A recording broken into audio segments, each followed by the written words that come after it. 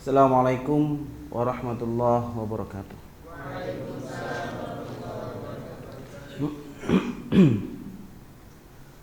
Alhamdulillah, nahmaduhu wa nasta'inuhu wa nastaghfiruh wa na'udzu billahi min syururi anfusina wa min sayyiati a'malina. May yahdihillahu fala mudilla lahu wa may yudlil fala hadiya lahu. Asyhadu an la ilaha illallah wahdahu la syarika lah wa asyhadu anna Muhammadan abduhu wa rasuluh alladzi la nabiyya ba'dah. Allahumma salli wa sallim ala sayyidina Muhammadin wa ala alihi wa ashabihi wa man tabi'ahum bi ihsan ila yaumiddin. Qala jalla wa ala ya ayyuhalladzina amanu taqullaha haqqa tuqatih wa la tamutunna illa wa antum muslimun. Ya ayyuhan nasu taqu rabbakumul ladzi khalaqakum min nafsin wahidah wa khalaqa minha zawjaha wa batha minhuma rijalan katsiran wa nisaa'a wattaqullaha alladzi tasaaluna bihi wal arham innallaha kana 'alaikum raqiba. Ya ayyuhalladzina amanu taqullaha wa qulu qawlan sadida yuslih lakum a'malakum wa yaghfir lakum dhunubakum wa may yuti'illaha wa rasulahu faqad faza fawzan 'azima. Fa in asdaqal hadithi kitabullah wa afdalul huda huda Muhammadin sallallahu alaihi wasallam. Ikhwani fid din wa akhwati fillah, azanallahu wa iyyakum. Alhamdulillah, senantiasa kita memuji Allah Subhanahu wa taala atas berbagai nikmat dan karunia yang telah Allah limpahkan kepada kita. Tentunya kita patut bersyukur atas segala yang telah Allah tentukan dalam kehidupan kita. Baik dan buruk yang kita dapatkan dalam hidup kita ini, jangan melulu kita melihat dari sisi kacamata kita, tapi lihat dari sisi Allah Subhanahu wa ta'ala. Karena segala sesuatu yang kita anggap baik belum tentu baik di sisi Allah. Segala sesuatu yang kita anggap buruk belum tentu juga buruk di sisi Allah Subhanahu wa ta'ala. Contohnya musibah yang menimpa kita, penderitaan yang kita dapati selama hidup di dunia, mungkin menurut prasangka kita itu sesuatu yang buruk, tapi ternyata di sisi Allah tidak. Apabila kita sabar menghadapinya, maka Allah Subhanahu wa ta'ala hadirkan nikmat dalam hidup kita, yakni Allah angkat dosa-dosa kita. Makanya kata Rasulullah sallallahu alaihi wasallam, beruntungnya orang yang beriman. Ketika ditimpa musibah ia bersabar, Allah ampuni dosanya. Ketika dia mendapatkan nikmat kemudian bersyukur, Allah tambah nikmatnya. Jadi apapun yang sudah Allah tentukan dalam kehidupan kita ini baik, tidak ada yang buruk. Salawat dan salam senantiasa kita sampaikan kepada qudwatun hasanah Nabiullah Muhammad sallallahu alaihi wasallam. Allahumma salli ala sayyidina Muhammad wa ala ali sayyidina Muhammad. Semoga kita semua kelak mendapatkan syafaat dari Rasulullah sallallahu alaihi wasallam, tentunya atas izin Allah Subhanahu wa taala. Tidak ada manusia yang paling sibuk kelak di akhirat itu selain daripada Rasulullah sallallahu alaihi wasallam, yang mondar-mandir menghadap Allah Subhanahu wa taala.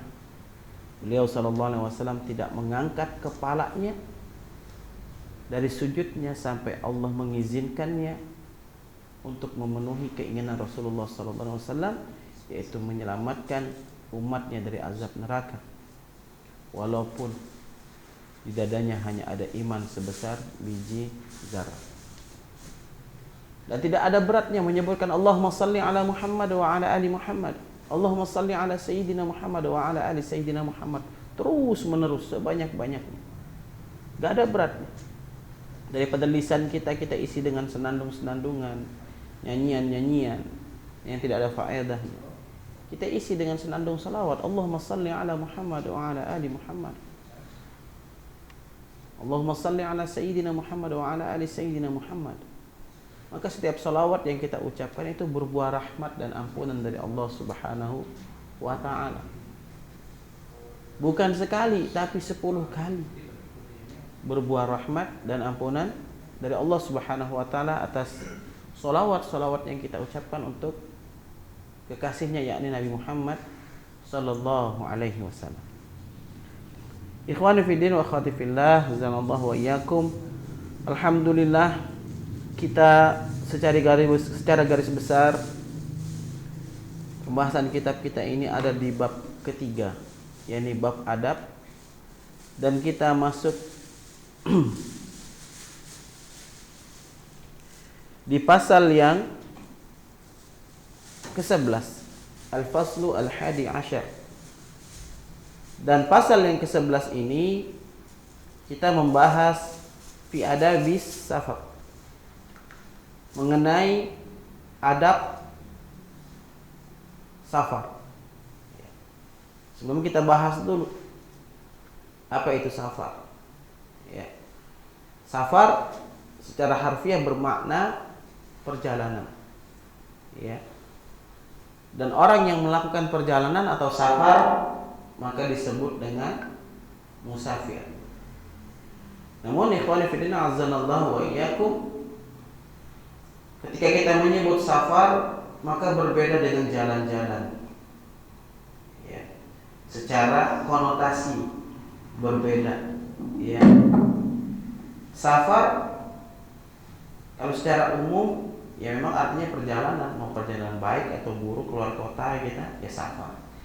Tapi secara konotasi safar dan jalan-jalan itu beda.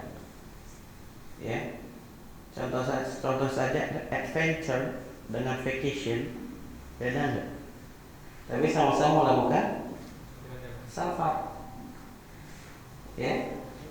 Karena konotasinya sudah berbeda. Ya. Dan safar yang dimaksud dalam Islam adalah safar yang tentunya diridhoi oleh Allah Subhanahu wa ta'ala, dibenarkan oleh syariat Allah Subhanahu wa ta'ala. Al-muslim yura anna safar man lawazimi hayatihi wa daruriyatiha allati la tanfa'aku anha. Apa dikatakan oleh Syekh Abu Bakar Jabir Al-Jazair di sini? Seorang muslim melihat atau memandang ya, bahwa safar adalah perkara yang berupa kebutuhan atau tuntutan, ya, tuntutan dalam hidup kita. Kita perlu safar, ya, perlu safar, perlu berpergian, ya. Dan salah satu hikmah kita berpergian yaitu menenangkan pikiran juga. Ya, kayak seperti kita laki-laki, hikmahnya apa? Kita harus keluar rumah. Ya, hikmahnya apa? Ya satu, menambah kolega, menambah rezeki. Banyak anak banyak rezeki. Menambah kolega juga menambah rezeki. Menambah channel juga menambah rezeki. Penting. Ya. Safar untuk apa itu? Ya. Menambah kolega, menambah channel, ya. Dalam rangka apa? Untuk menambah rezeki yang halal. Maka perlu keluar. Beda kalau perempuan cukup di rumah. Kalaupun sedang sedih, perempuan itu biasanya masuk kamar meluk bantal nangis. Selesai. Ya. Nulis sedikit di pad-padnya. Ya. Pakai Anonymous, yang penting cukup ngelepas isi pikiran. Nah, kalau laki-laki perlu safar, karena perempuan kalau mau safar dia harus ditemani dengan mahramnya. Mahram itu siapa? Bukan suami, ya. Mahram itu adalah saudara mereka yang senasab dengan mereka, itu mahram. Kalau suami bukan mahram lagi, suami gitu loh. Ya, memang untuk menemani dia nggak bisa disebut mahram suami, ya. Secara istilah ya, karena mahram itu ya yang seikat nasab dengan istri kita, ya kakaknya, adiknya, saudaranya, bapaknya, nah itu mahram ya, itu mahram. Kalau laki-laki kan tidak. Ya mau safar, safar aja pergi. Ya. Mau ke mana? Nah, niatnya safar ya harus diluruskan, bukan untuk bermaksiat kepada Allah Subhanahu wa taala. Antum jauh-jauh dari Jambi cuman mau nonton konser Blackpink. Hanya ada yang ARMY di sini kan. Ya, isi galerinya Lisa semua. Tahu saya tahu lah, update kita. Ya kan? Kalau yang akhwatnya apa? Niat safarnya hanya cuma untuk nonton konser Justin Bieber atau BTS, ya. Padahal udah banyak opa-opa di Jambi yang nanti kedatangan kalian. Kalian mendatangi opa-opa yang belum tentu mau sama kalian. Ya. Tapi ini mustahil ya. Generasi hijrah malah masih gandrung yang demikian. Ya. Kalau tahu boleh, hanya untuk sakofah saja, untuk dibahas. Ya. Perhatikan ya. Pengetahuan di luar pengetahuan agama itu cukup untuk sakofah. Misalnya kita belajar apa? Belajar filsafat, baca buku filsafat. Apalagi antum yang kuliah, mau nggak mau ya harus baca buku filsafat. Mau sampai beboe, ustaz ngomong filsafat haram, tapi antum kuliah harus belajar filsafat. Orang di UIM ada falasifah kok, Universitas Islam Madinah. Ya, cuma bedanya ada yang suka genit secara intelektual, kegenitan intelektual itu gara-gara filsafat memang. Cuman jangan gara-gara ada orang yang sesat karena belajar filsafat kemudian mutlak kita mengharamkan filsafat. Karena filsafat ini apa?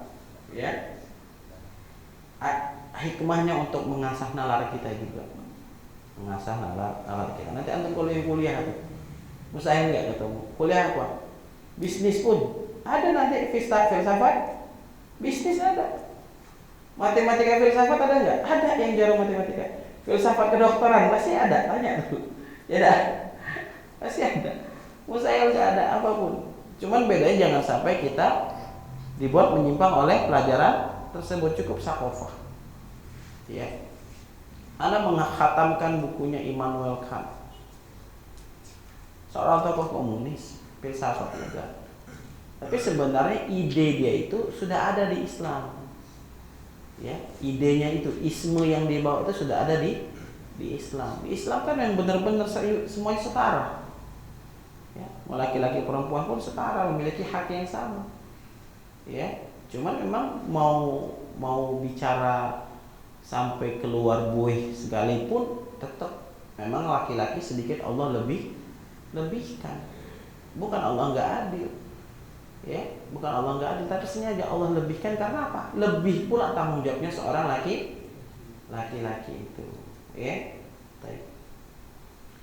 Ikhwan fillah azanallahu wa iyyakum. Jadi salah satu safar yang dibenarkan il-hajju wal umratu wal ghazwu wa talabul ilm wa tijarah wa ziyaratul ikhwan wa hiya kullaha man baina fardhu wa wajibin. Ya. Dan safar-safar yang kemudian masuk kategori safar yang dibenarkan oleh syariat Allah Subhanahu wa taala adalah misalnya kita pergi haji, pergi umroh, pergi jihad, ya. Pergi thalabul ilmi, menuntut ilmu agama, ya. Kemudian tijarah, berdagang, berniaga, marketing. Ya.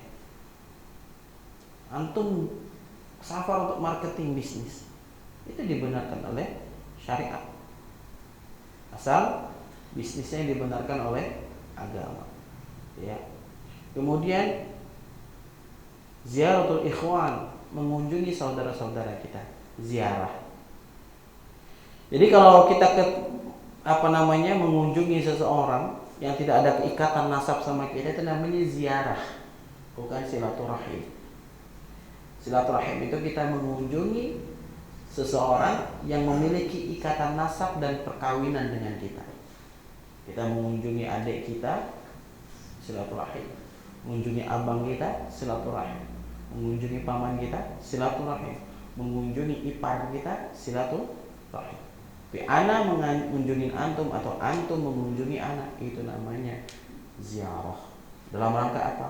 Silatul ukhuwah, mengikat tali bersaudara. Karena apa? Innamal mu'minuna ikhwah. Ya. Jadi ini adalah safar yang semuanya merupakan kullaha wajibun. Semuanya merupakan suatu yang wajib dan harus. Dan memang mengharuskan adanya safar dan perjalanan jauh. Mengharuskan adanya safar dan perjalanan jauh. Menuntut ilmu itu ya, semakin jauh semakin baik. Ya. Menuntut ilmu. Dan ikhwah, ada sedikit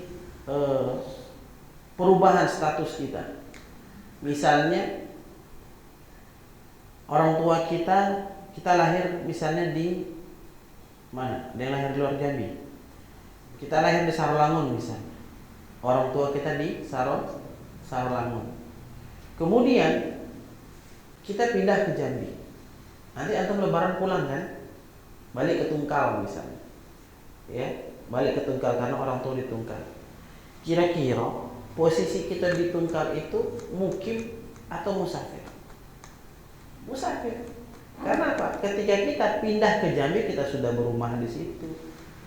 Kita udah makan di situ, kita udah kerja di situ. Maka kita sudah mukim warga kota Jambi.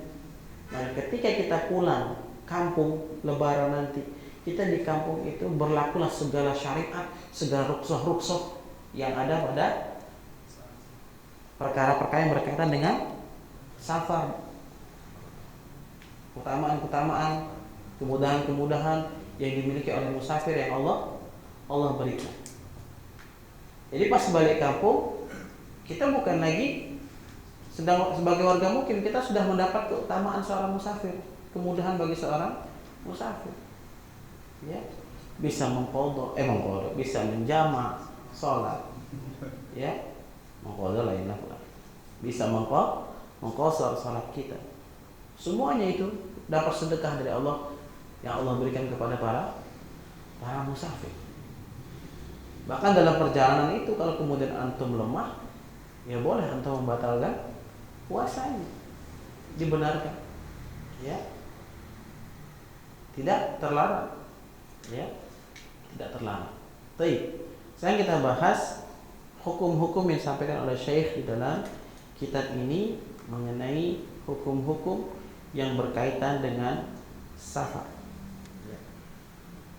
Amal ahkamu fahiyah. Qasru shalah. Mengqasar salat. Mengqasar salat. Salat yang bagaimana? Ar-rubaiyah fa yusalliha rak'ataini faqat. Illa al-maghrib fa innahu yusalliha salasan. Mengqasar salat ya yang 4 rakaat dengan cara ya mengerjakannya 2 rakaat kecuali maghrib yang tetap dilaksanakan full 3 rakaat ya, yang full dikerjakan dengan 3 rakaat. Yang 4 rakaat dipotong 2. Ini namanya qasar. Ya, memotong. Ya, memotong salat, memotong rakaat. Wa yabda'u al-qasra min maghadiratihil balad alladhi yaskunuhu ila ay ya'uda ilaih.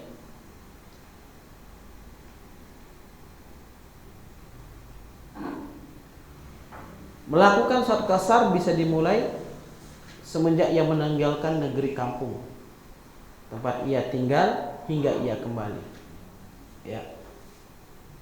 Misalnya antum mungkin berangkat itu pesawat Setahu anak Citylink, ya, Citylink itu kalau dari Jambi ke Jakarta itu 12.55, ya, 12.55. Sampai bandara kan masuk zuhur tuh. Sudahkah kita boleh mengqashar? Sudah boleh. Karena posisi kita saat itu sedang posisi untuk pergi 12.55 kalau nggak salah, Citylink Jambi Jakarta. Maka pada saat itu di Jambi, ya, di Jambi kita sudah harus mengqashar sholat kita, ya, mengqashar sholat kita. Menjamak boleh tidak? Boleh. Berarti memajukan sholat asar di waktu sholat zuhur, namanya jamak taqdim, ya. Karena jamak takdim ini dilakukan oleh Rasulullah SAW pada saat perang Tabuk.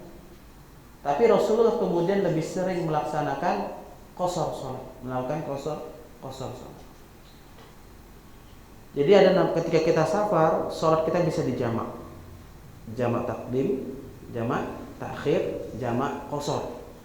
Kalau jamak takdim berarti memajukan sholat yang kedua kepada sholat yang pertama. Misal zuhur dengan asar, berarti memajukan sholat asar di waktu zuhur dengan rakaat sempurna 4. Kemudian maghrib dan isya kita kerjakan, ya, antara mengerjakan sholat isya di waktu maghrib dengan rakaat yang sempurna. Atau jamak takhir, ya. Jamak takhir ini misalnya mungkin kita pakai mobil, ya. Saat waktu maghrib busnya tetap melaju, ya. Maka kemudian kita menjamak takhir waktu maghrib di waktu isya, ya. Kalau biasanya mobil itu makan siang pasti berhenti bus, maka kita kejar sholat, ya. Kita kejar sholat, ya. Kita kejar sholat, ya. Sholat zuhur kita jamak takdim kan, asar. Tapi kalau bus malam maghrib misalnya kita masuk, ya, jam 5 masuk ke dalam bus misalnya, Family Raya misalnya, qadarullah, ya, dia maghrib gak berhenti terus, jam 10 dia berhenti mau makan malam, ya. Maka saat itu kita kejar dulu musola untuk melaksanakan sholat. Jangan kejar makan lagi, karena supir pun terkadang buru-buru ngejar setoran, apalagi naik Family Raya, Ratu Bintang, ya. 16 jam mungkin mau sanggup dia 16 jam tuh gak berhenti, ya. Yang pertama, ya. Jadi kita boleh mengqashar sholat kita, ya. Dalilnya apa? Surah An-Nisa ayat 100. Wa idza darabtum fil ardi falaysa 'alaikum junahun an taqassuru minas shalah. Jadi dalil soal qashar ini ada di Al-Qur'an, yakni An-Nisa ayat 101. Ini sedekah dari Allah, kita ambil, ya. Sedekah dari manusia saja kita harus ambil, ya.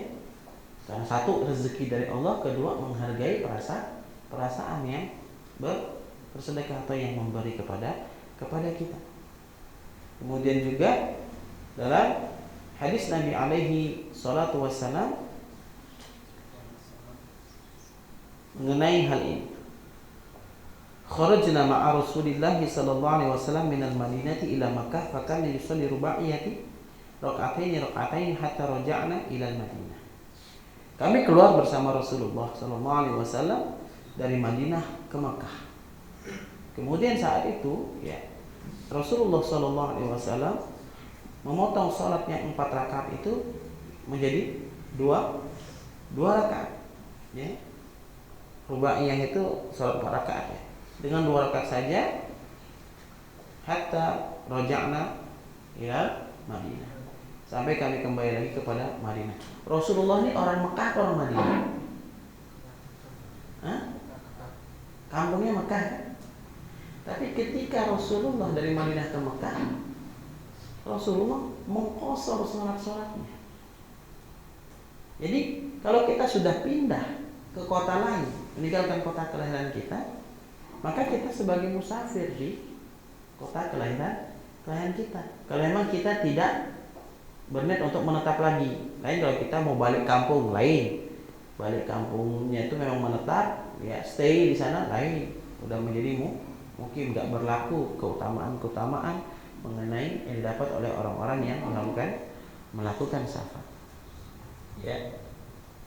Kemudian yang kedua, dalam hal wudu,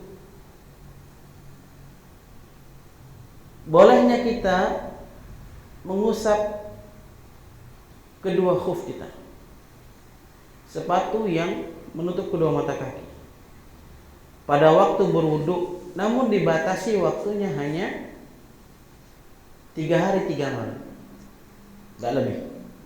Ya, 3 hari 3 malam, berdasarkan asar dari Ali radhiyallahu taala anhu. Ya, karena di sini disebut perkataan Ali. Ya, perkataan Ali radhiyallahu taala anhu, ja'ala lana nabiy sallallahu alaihi wasallam thalathatun ayyam waliyalahunna lil musafir wa yawman wa lailatan lil muqim, yakni fil masihi 'alal khufaini. Ya. Jadi kata Ali radhiyallahu taala anhu, ya, Nabi sallallahu alaihi wasallam menentukan selama 3 hari 3 malam bagi musafir, dan hanya 1 hari 1 malam bagi orang yang mukim. Maksudnya adalah mengusap kedua khuf, palak sepatu gitu tuh. Kalau orang mukim mungkin lama yang buka sepatunya, nah, dibasuh khufnya. Bagaimana yang wanita? Nah ini, kadang-kadang kalau anak pernah safar itu, wanita itu ketika ambil wudhu di bandara tuh jilbabnya dibuka. Ya, nantang-nantang jilbab masuk ke musola. Ya. Maka ini dia berdosa. Maka ini dia berdosa. Kenapa? Dia membuka auratnya. Ya, dia membuka auratnya. Jadi Islam ini sempurna bagi para wanita pun juga. Bagaimana berwuduknya muslimah ketika ada di luaran? Ya. Yang pertama dalam mazhab Syafi'i, ambil air, cukup dia pilih sudut manapun bagian kepalanya untuk mencowel kepalanya. Ya, entah sininya kah, entah sininya kah, entah sininya kah. La ba'sa bih. Enggak harus seperti ini, enggak harus dibuka. Ada jamaah akhwat, enggak kelihatan. Bukan.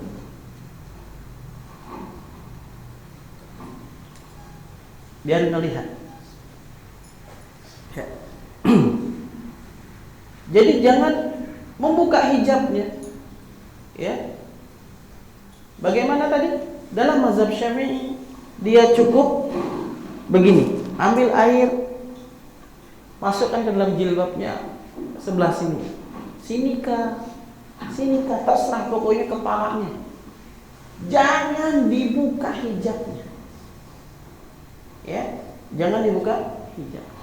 Adapun dalam mazhab Hambali, ya, dalam mazhab Hambali bagaimana? Dalam mazhab Hambali, bagi wanita yang sedang safar keluar rumah dan hendak berwudu, membasuh kepalanya cukup ambil airnya dari hadis Bilal radhiyallahu taala, cukup ditepuk-tepuk di atas hijabnya.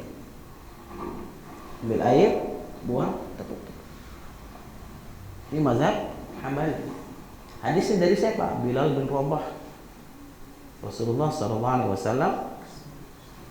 Jadi apa namanya? Khimar pula. Khimar itu biasa pakai. Kayak ulama-ulama Saudi lebih sering gitu yang pakai kayak gini. Khimar. Lus, tepuk-tepuk gitu. Rasulullah melakukannya. Ya. Ada yang lengkap sorban terus penutup gini. Nah, itu dia tepuk-tepuk di kepalanya, maka ini sah. Jangan dibuka hijabnya. Sering itu, ya, sering sekali. Terus digulung lagi tangannya, nambah lagi auratnya kebuka. Bagaimana seorang wanita ketika membasuh tangannya di luar pada saat safar, ambil air di kainnya itu, ditepui. Perempuan ya, laki-laki enggak, laki-laki normal, aurat, centil tuh, ya, seperti itu. Bukan diangkat tangannya, ini aurat juga perempuan, ya, paham ya, akhwat? Ya ini masjidnya nggak ramah. Memang rata-rata masjid di pinggir jalan tuh nggak ramah untuk muslimah. Kayak bisa buka-buka. Sementara berwudu di dalam kamar mandi itu makruh. Tapi makruhnya ditanzih, bukan ditahrim ya. Tanzih kenapa? Lebih baik ditinggalkan agar kita kan khawatir nanti entah kalau kita toilet umum kan, buang air kecilnya ya berdiri kan loncat kemana-mana itu. Siram-siram dulu untuk menenangkan hati, tapi tidak seperti itu tadi. Tetap bisa berwudu, ya, membasuh kepala, cukup ambil air di tangan, masukin telunjuknya. Dalam mazhab Syafi'i seperti itu, ya, seperti ini, ya, atau selipin di sini, ya, pakai ciput ya, ciput murah mbak, 10 ribuan. Aurat perempuan yang sholat keluar rambutnya batal sholatnya, ya, karena nggak pakai siput. Kalau laki-laki apa tuh sering apa belahan belakangnya, bajunya kecilan, kependekan, ya, itu batal sholat, harus mengulang sholat lagi. Kan nggak tahu, masa iya nggak tahu, bisa dicek lah, ya, bisa dicek. Ya, nanti kita di kitab Minhajul Muslim ini kita akan sampai pada pembahasan yang demikian. Dan ketika bahas fikih, insya Allah semampu anak akan mengambil, mengutip semua pendapat imam mazhab supaya kita nggak jumud gitu, ya. Kita nggak jumud. Karena salah satu apa ya? Karena masih lucu kadang kalau masih ingat. Abdul Malik itu zikirnya dijaharkan gitu. Saya pernah lihat beliau zikirnya dijaharkan, bukan salaf. Jadi Ibnu Abbas salah ya, menjaharkan zikir. Ada hadisnya, ya, dibuka lagi, dijahar. Beda kalau menjamaahkan, nah, beda tuh. Kalau menjahar boleh, dan itu sunnah juga. Ana menjahar gitu, mengenalkan bacaan zikir yang sesuai dengan sunnah, paham ya? Jadi antum kalau bahas fikih langsung mengeluarkan seseorang dari manhaj Ahlus Sunnah kelewatan, ya, perlu diajak jalan-jalan. Itu mana Gentala Aras. Baik. Yang ketiga, ikhwan fillah sallallahu alaihi wasallam, dibolehkan bagi kita kemudian bertayamum saat safar. Manakala kemudian kita tidak mendapati air atau udah masuk sholat nih, udah subuh, biasanya bus malam tuh. Subuh suka nggak berhenti kan? Muncau aja dia. Maka bismillah, letakkan tangan kita di jendela mobil, ya, jendela mobil atau jok di depan, ya, sholat kita. Karena Anda pernah ketika balik ke Depok ke orang tua itu Anda lupa sholat asar di Jambi, ya, nantilah di Bandara Sute, lupa kan, di Bandara Sute nanti mengharap langsung sholat asar. Pas sampai Jakarta langsung dapat damrinya. Damri menuju Lebak Bulus. Wah, nunggu jam Damri Lebak Bulus itu lama gitu ya. Langsung naik aja. Sampai di bus, astagfirullah, belum asar. Ini lupa. Ya sudah, sholatlah dalam bus tersebut, bertayamumlah kemudian, karena nggak ada air. Karena bus Damri nggak ada toiletnya. Damri bandara atau terminal tempat kota tujuan itu. Maka sholatlah di sana, kemudian menghadap kiblat kemana arah kendaraan pergi. Seperti itu posisi. Ya, seperti itu posisi. Posisi kita duduk di bus, sholatlah. Ya. Jadi bertayamum. Apa kata Rasulullah? Apa dalilnya? Yakni surah An-Nisa lagi ayat 43.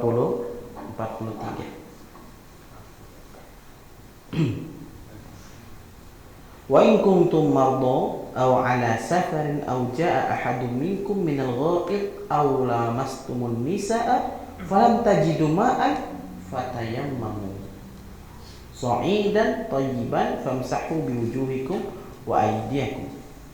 Ya, kalau kamu sedang sakit atau sedang safar, ini syahidnya di sini. Sedang safar, ya. Falam tajidu ma'an. Ayatnya potong. Falam tajidu ma'an. Tidak kamu mendapati air, fatayammamu. Maka bertayamumlah, ya. Famsahu biwujuhikum wa aydikum. Dengan membasuh wajah dan kedua tangan. Nah, ada perbedaan nih. Kalau Hanabilah membasuh wajah dan tangannya saja. Kalau Syafi'i seperti ini. Tayamum Syafi'i ya. Syafi'i insyaallah Salafi ya. Jadi kalau mazhab Syafi'i tayamum. Ya. Nah, ini jangan disentuh. Sekarang untuk di sini. Ya. Dah. Tapi kalau Hambali enak. Udah. Aja. Anak ambil ini. Ya, kepanjangan ke sini. Ya. Tapi pendapat ulama. Ya. Ulama ini kadang-kadang berbeda interpretasi. Ya. Apa itu interpretasi? Dalam memahami sebuah konteks kalimat. Ya. Selurusan bahu, apakah begini, sama-sama selurusan bahu. Yang kayak gini kalau sholat baru kita tarik. Ya. Berarti ada yang lepas. Ya, pasien. Ya, sholat Allah. Baik. Jadi ketika kita safar, ibahatut tayammum, kita dibolehkan untuk bertayamum. Ya, kita boleh bertayamum. Yang keempat, ya, boleh membatalkan puasa. Boleh membatalkan puasa. Nanti nih, yang mungkin yang nanti mau balik kampung H-3 Lebaran misalnya. Wah, lemes nih Besti gitu kan. Bestinya istri gitu kan. Ya. Ya sudahlah, qadarullah. Ya, boleh dibatal, enggak berdosa. Faman kana minkum maridan aw ala safarin. Ya. Fa'iddatum min ayyamin ukhra. Syahidnya di mana? Aw ala safarin. Syahidnya di sini. Kalau kita dalam keadaan safar, maka boleh membatalkan puasa kita, akan tetapi fa'iddatun min ayyamin ukhra. Tapi ganti di lain hari. Ya. Kemudian jawazu sholatin nafilah 'ala dabati haitsuma ittajaht. Ya. Yang kelima, boleh melakukan sholat sunnah di atas binatang tunggangan, ya, dengan menghadapkan wajah kemana saja binatang itu berjalan. Ya. Ya mungkin di antara antum ada yang biasa mendawamkan sholat-sholat duha, naik bus malam, pengen tahajud di atas mobil bus, boleh, ada dalilnya. Ya. Dan lagi-lagi kalau nggak ada air, bertayamum. Dan tetap posisi sholat sebagaimana posisi bangku. Sesungguhnya Rasulullah SAW, inna Rasulullah SAW karena yusalli subhatatun nafilah ya, haitsu tawajjahta bihi Allahumma shalli naqitah ya, salat nafilah. Jadi Rasulullah SAW salat di atas apa kendaraan Rasulullah? Unta ya, salat di atas kendaraan unta itu pergi kemana baik tetap Rasulullah ikut. Nah yang keenam, ikhwan fillah azanallahu wa iyyakum, tentang hukum, masih bisa tentang hukum-hukum seputar safar. Ya.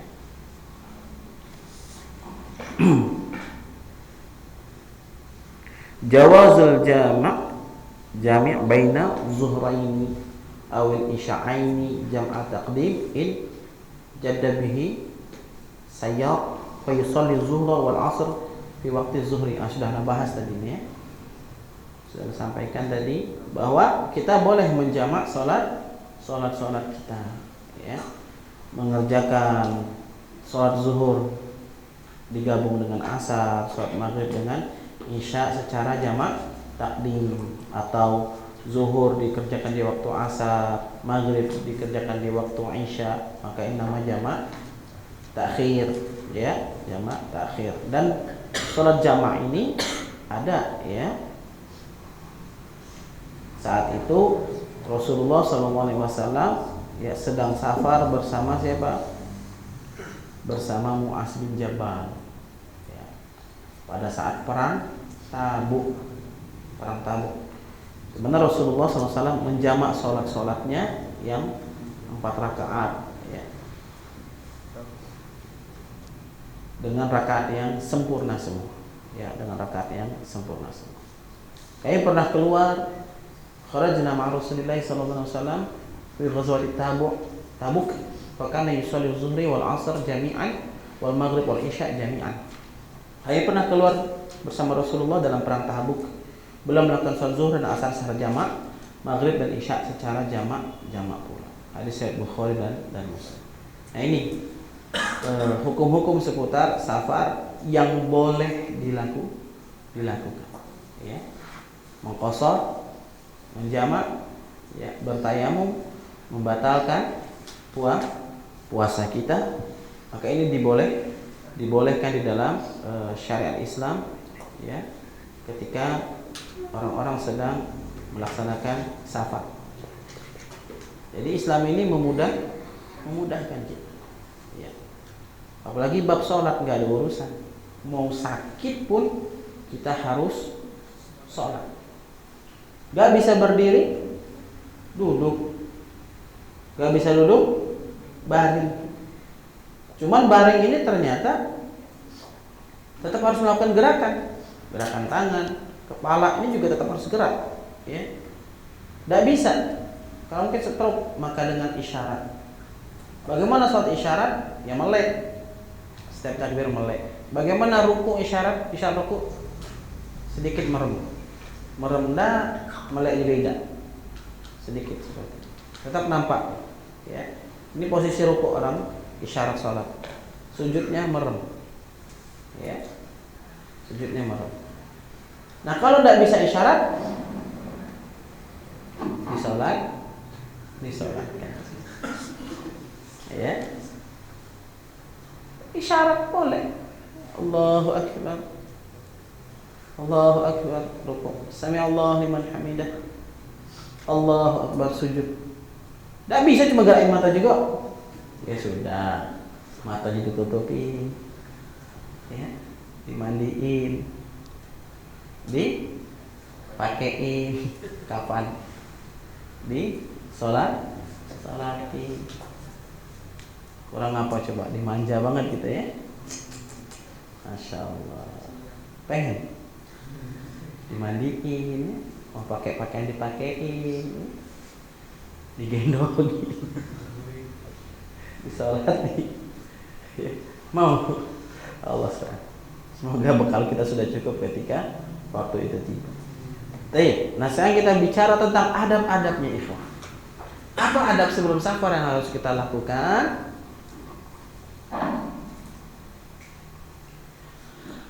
Balikin barang-barang yang kita pinjam, ya, kepada pemiliknya.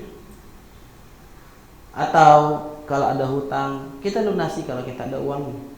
Kalau tidak ada ya kita sampaikan, komunikasi. Utang itu ikhwah, kalau kita masih punya utang, sekiranya kita belum ada bisa bayar, komunikasi tolong dijaga, jangan hilang. Ya, ini peredaran, ya, jangan hilang. Ya. Nah kalau kita yang diutangin sudahlah, ya, setidaknya kita setiap hari mendapatkan pahala bersedekah setengah dari piutang kita. Ada yang punya utang kita 1 juta, dia belum bayar, sehari itu, ya, kita mendapatkan pahala bersedekah setengah dari piutang kita. Besar dah, sedekah 500.000 loh sehari. Padahal kalau ada duit belum tentu kita sedekah segitu, betul tidak? Ya? Ini dalam rangka apa, hikmah juga supaya kita itu ketika ada piutang di luar, ya kita kalem juga lah, kita kasih kesempatan teman kita yang berutang sama kita, ya. Nah kita kalau teman kita yang kita punya utang dengan dia itu, komunikasi itu dijaga, bukan malah di-cut, apalagi diblokir. Ingat loh, kalau kita punya hutang, kita berhutang dan kita berniat untuk tidak membayar hutang tersebut, nanti di padang mahsyar kita dibangkitkan sebagai seorang pencuri, ya, dibangkitkan sebagai seorang pencuri. Waliyahzubillah. Lain kalau memang kita benar-benar tidak bisa nih ya, minta maaf. Berarti kita termasuk gharimin. Apa gharimin? Orang-orang yang gagal bayar hutang, ya. Maka penting kemudian panitia amil zakat juga memberikan kepada gharimin tadi uang. Uang tersebut ketika kita dapat, kita pakai untuk bayar hutang, bukan beli baju lebaran. Ya kan kalau jelas status kita sebagai gharimin yang mendapatkan, ya, dana bagian dari zakat dipakai untuk bayar hutang. Ya, bukan malah di HP. Ya. Kenapa? Karena safar itu bisa menyebabkan kematian, ya. Karena safar bisa menyebabkan kematian, ya. Ini safar muzannatul halak. Ya bisa diperkirakan menimbulkan kematian, musibah. Kita nggak tahu kan. Maka kalau kita punya utang ya kita komunikasi. Kita ada pinjam barang seseorang sebelum safar, kita kembalikan dulu. Ya. Kemudian ayya'idda zadahu minal halal. Pembakaran safar dipersiapkan dari harta yang halal, ya. Dan kemudian disisakan sebagian untuk orang-orang yang wajib kita nafkahi, yakni istri, anak dan orang tua. Ini laki-laki ya, hitopnya kepada laki-laki. Jadi kalau kita mau safar, mau pergi jauh, yo siapkan nafkah yang harus ditinggalkan untuk istri kita. Gak main pergi, maupun pergi dakwah, khuruj fisabilillah, misalnya, harus ditinggalkan anak istri. Jangan kita menjadi sumber fitnah bagi dakwah, ya. Akhirnya apa? Kasus-kasus demikian diangkat baik oleh orang munafikin, termasuk orang muslim sendiri yang memiliki sentimen golongan. Padahal tidak seperti itu. Khuruj fisabilillah itu syuruk dulu. Tunjuk siapa amir, kemudian ditanya, apa yang kau tinggalkan untuk anak dan istri? Oh, tidak bisa, Allah dan Rasulnya. Ente Abu Bakar. Ya? Tidak.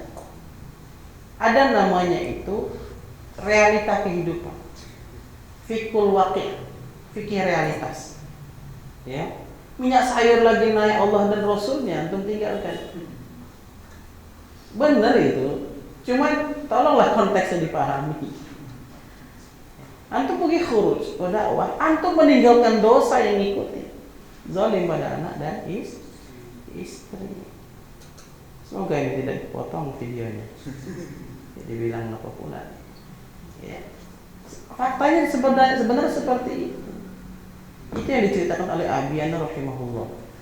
Ya.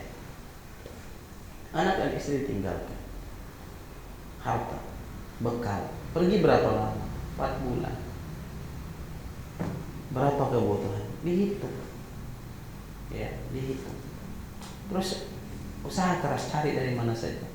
Tapi kalau tidak bisa ya sudah. Kalau diusahakan nggak dapat ya sudah. Ya sudah. Gak masalah. Anak kemarin mungkin kawan-kawan tahu ya, kalau jadi alhamdulillah, kalau tidak jadi alhamdulillah.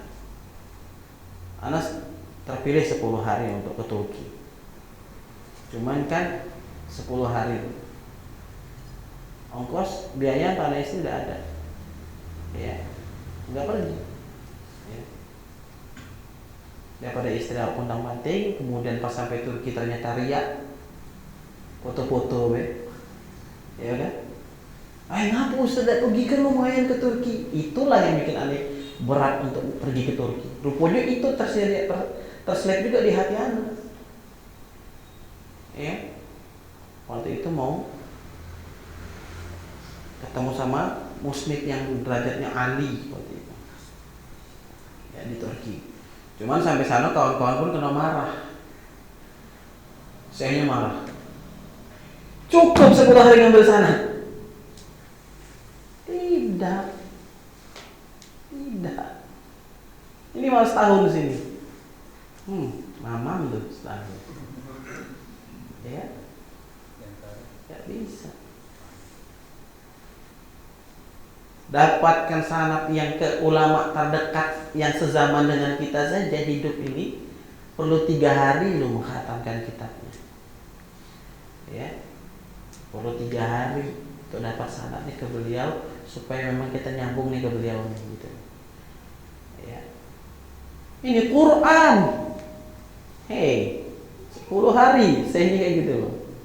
Ya, diceritain akhirnya kan yang berangkat itu akhirnya mengundang anak waktu itu ke Pasuruan. Ya, 4 hari di Pasuruan. Ya itu dia omongin. Enggak mudah itu. Memang sanad saat ini dikapitalisir. Ya, afwan. Mengundang langsung dapat sanad. Terus dia bikin video, dia bikin bacaan. Keterangannya punya sanad, tapi bacaan tuh kayak gini. Itbaknya mana? Masih tafasir nyebut shot, ya. Kayak mana nih? Ya. Nah ini astagfirullah. Ya. Jadi sanad itu penting tapi jangan bermudah-mudahan dengan sanad. Nah jadi kembali kalau kita mau pergi bekali anak dan istri kita. Kalau orang tua bersama kita ya termasuk orang tua juga. Kemudian berpamitan ya. Berpamitan kepada keluarga, saudara-saudara, sahabat-sahabat dekat, dan minta doa mereka. Ya, sampaikan ke sahabat. Ya. Walimatu safar misalnya. Ya. Kayonen tuh kalau setiap safar bikin walimah. Walimatu safar itu cukup untuk mau pergi haji dan umroh saja lah ya. Selebihnya enggak cuma nak ke Jakarta bentuk walimatu safar. Cukup pakai WA, ya. Pakai WA, ya, kabarin dan mohon doa. Ya. Kemudian minta doa kepada mereka. Dan kalau kita yang dimintain izin, ya, oleh teman kita tadi, ya, kita minta doa kepada mereka.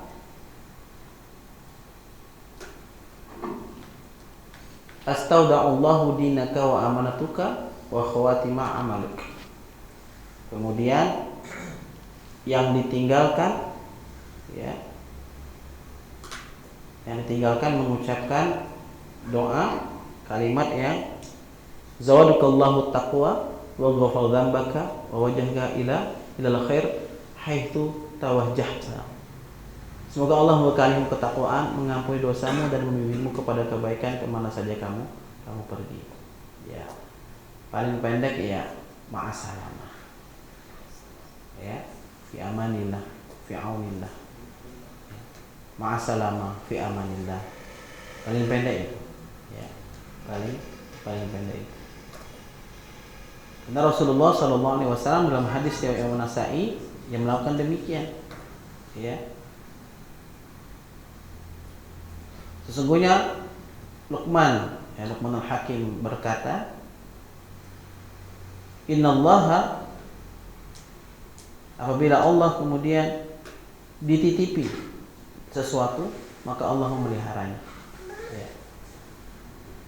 Intinya apa ikhwah? Yang ketiga ini kita berkabar sama saudara-saudara kita. Gak ada surprise. Anda lihat video itu di Reels, setelah 3,5 tahun pergi, kasih kejutan ke orang tua, ya, pulang tanpa memberitahu. Kalau itu pesawat jatuh, orang tua kita tidak tahu itu Abdul Malik mana. Orang tua kita sibuk, mudah-mudahan itu bukan Abdul Malik aku. Orang tua kita gak tahu kan? Galau.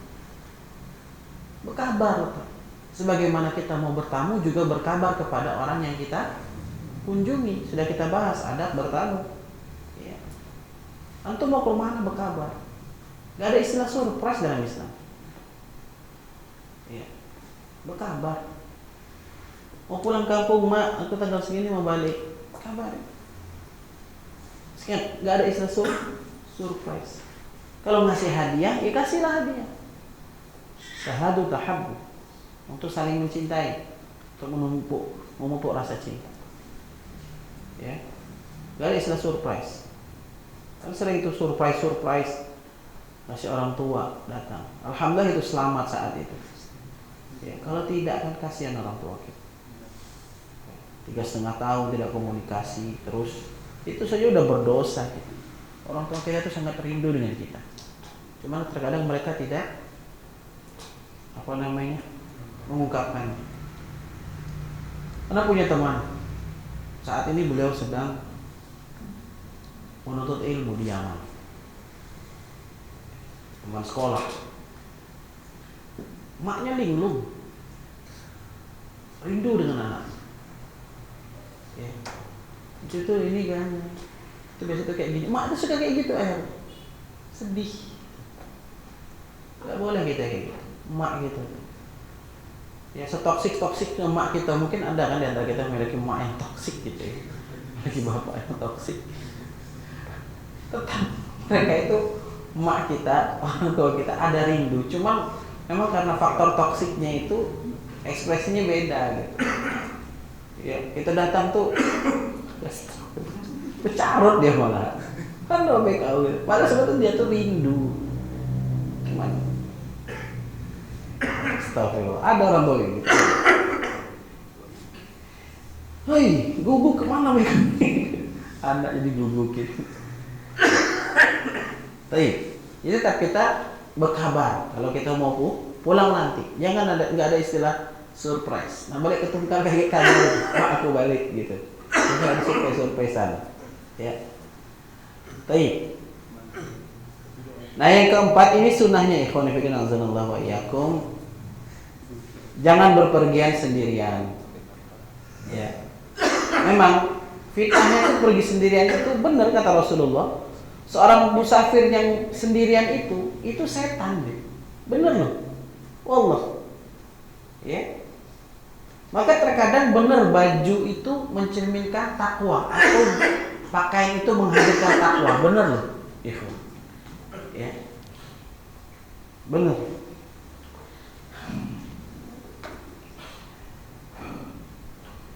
Kalau pakai gamis itu nggak mau nembus lampu merah. Tapi kalau pakai baju dia biasa. Wah, pede memang itu musang merah. Ya.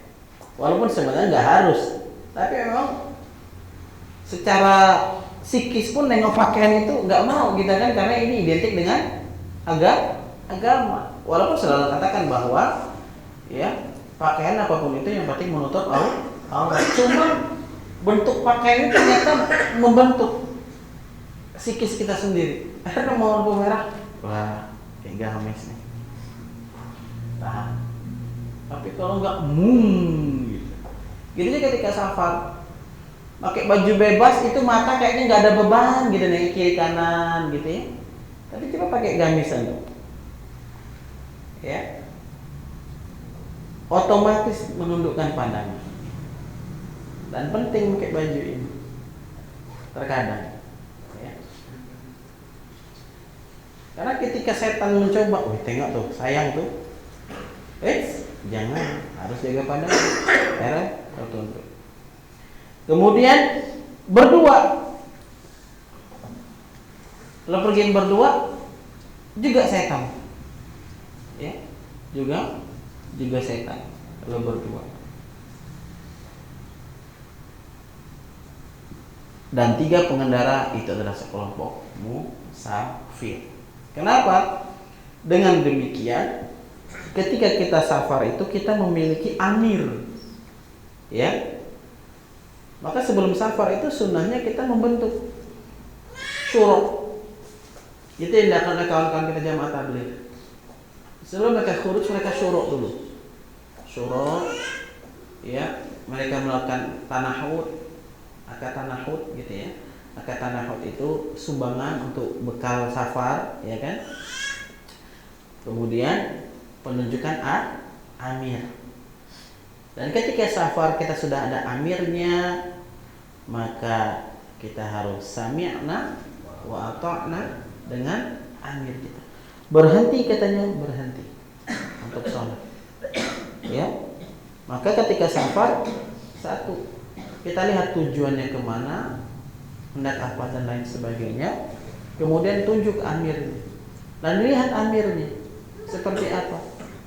Jangan kemudian, wah ini kayaknya amirnya asik nih, wah dibawanya kita tak kemana-mana. Udah.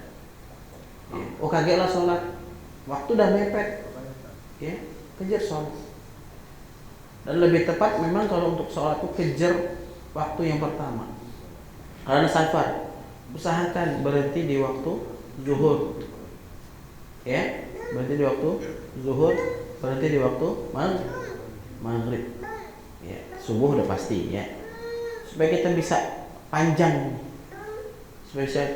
panjang. Jadi zuhur sholat jamak takdim atau kita kosor, sampai ketemu maghrib, kita tinggal sholat maghrib, nggak ada bentuk sholat asar dulu, ya.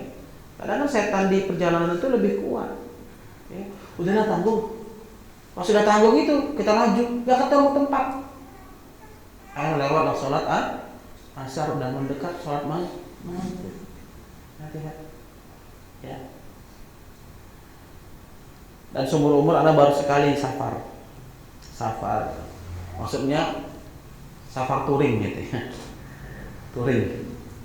touring kajian.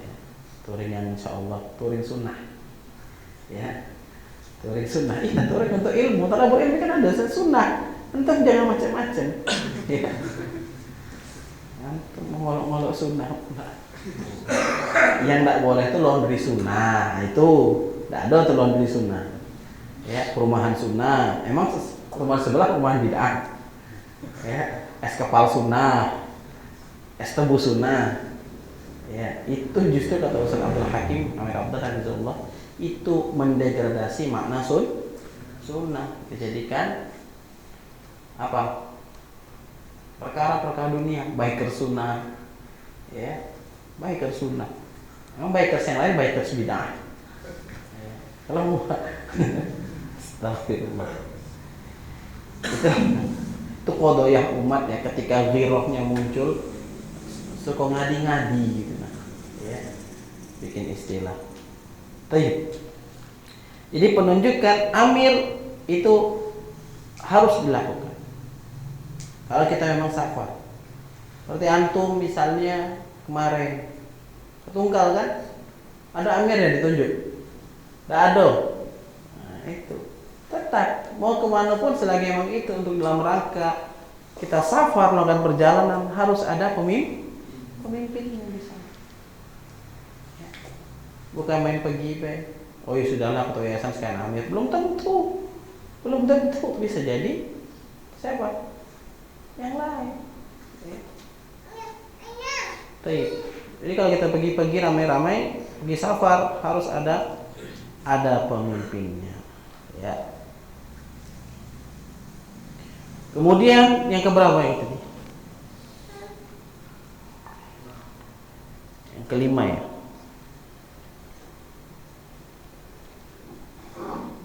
Ya tadi pembentukan amir ya, pembentukan amir. Kemudian ayyusolli qabla safarihi sholatul istikharah.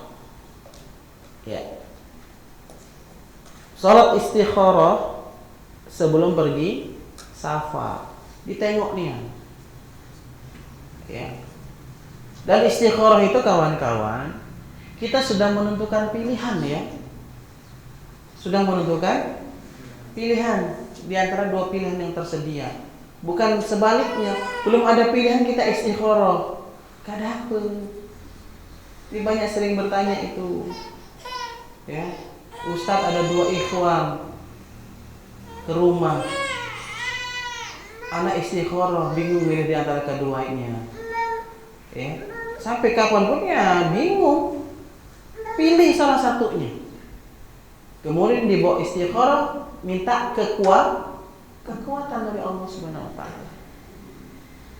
Ya Allah, kalau yang kupilih ini baik, maka mudahkan. Dan biasanya kalau pilihan itu enggak baik, Allah akan kasih celah tuh. Kasih nampak tuh. Tiba-tiba dia gimana? Ya. Baru kita opsi kedua. Opsi kedua pun istikharah lagi. Minta apa? Kekuatan atas pilihan kita. Ya. Seperti itu. Beda. Ya. Apalagi ikhwan yang jomblo-jomblo. Ya. Enaknya nggak punya pacar. Itu hikmahnya apa? Kita bebas pilih gitu. Bebas mengistikharahkan siapapun dalam sholat kita. Bebas menyebut nama siapapun dalam sholat kita. Nanti ketika itu Allah akan kasih. Anda mengistikharahkan 4 orang. Ya, yang satu di kode nggak dapat, yang paling telak itu ini. Karena kawan kan, kawan kuliah. Kalau ada yang ngelamar kau sekarang, kau mau enggak? Dia bilang enggak. Ya, enggak. Masih mau kuliah. Ya, masih mau kuliah. Udah itu jawaban dari Allah. Padahal kita udah milih dia nih. Kita kan laki-laki harus jaga izzat juga lah. Ya. Walaupun sering ngantar makanan, tempat kerja gitu ya. Anak punya kawan kuliah dulu kayak gitu. Perempuan kalau dekat sama anak tuh nyanyi ini terus. Berdua denganmu pasti lebih baik, kata dia. Aku yakin itu. Nah, baper kan kita itu terus. Tapi di istikharahin ternyata Allah jawab dia tidak mau. Karena aku nikah pas saat kuliah semester 6. Ketika anak mengistikharahkan yang istri sekarang ini, Masya Allah, macam tol, pung, dari datang sampai mahar yang dipinta, antaran yang dipinta, sampailah alhamdulillah 13 tahun ini lancar. Karena apa? Kita melibatkan Allah. Jadi istikharah itu apa? Sudah ada pilihan dan kita minta kekuatan dari Allah atas pilihan kita. Gitu juga, ini pergi apa tidak ya besoknya? Istikharah dulu kita. Kira-kira kalau pergi ke sini ini bagaimana? Ya ada amanah juga nih. Gimana? Semua sudah kita kondisikan. Ya Allah, aku mau pergi. Dan ada meninggalkan satu program di Jambi, bagaimana? Nanti Allah kasih kemudahan. Ternyata program ini tiba-tiba masuk WA. Ustaz, agenda kita hari ini gak jadi. Ya. Karena ada mau waktu touring ke Padang itu. Coba ada program di Jambi. Ustaz, agenda ini tidak jadi dulu, ditunda dulu katanya. Sudah, Anda sudah milih nih ke Padang. Ya kalau ternyata enggak, ya selesai. Ya, selesai. Nah ini ikhwah, jadi ayusolli qabla safarihi salatul istikharah. Sunnah kita melaksanakan salat istikharah sebelum kita melaksanakan safar. Baik. Mungkin ini dulu yang bisa Anda sampaikan karena waktu kita terbatas. Lebih kurang dimohon maafkan. Assalamualaikum warahmatullahi wabarakatuh.